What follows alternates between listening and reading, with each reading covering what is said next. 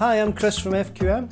Thanks for taking the time to watch this short video on clause 8.7, control of non-conforming outputs. Remember, within your operational or service provisions, when something goes wrong, you have to be able to demonstrate that you have control over that situation. It's important to recognise, where possible, that you follow a set sequence of events.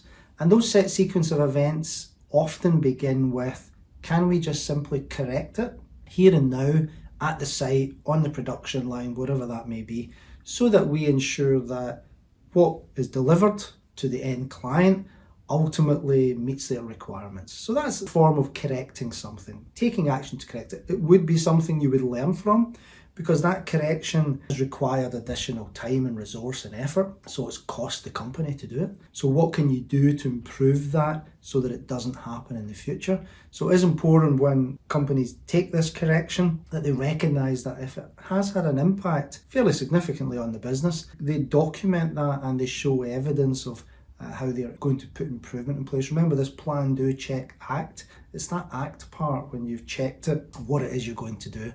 Moving on beyond that, if you cannot correct it, it's about segregation and containment. So how can you separate this batch of items which have a problem, or this area that has had an issue? How can you segregate that and contain it so that it's not going to impact your customer?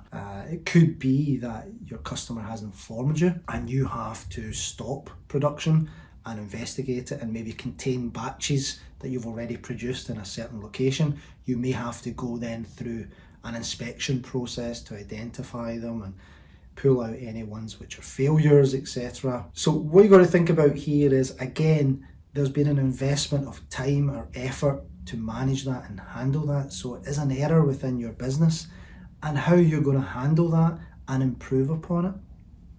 It's good practice. We think about, particularly in a system that's implemented well and fairly mature, is to think about the cost of poor quality, where you can actually put a financial figure against these corrections you have to make, against these containment actions or corrective actions that you take. It's also important to remember that you may have to inform your customer. Your customer may be expecting something within a set time, or it could be that your customer is expecting a certain standard of product, so you have to make them aware of. In situations like that, it may be that you might be able to put a concession in place. So ultimately what that means is the customer will accept it as is, and if the customer accepts it as is, it's possible that there may be credit associated to it. Maybe you have to give them something in return. Throughout the control of non-conforming areas, it's important that this is documented. There's quite a significant area around document control. Thanks for watching this video on clause 8.7. You may wish to look at the next video, which is clause 9, performance evaluation.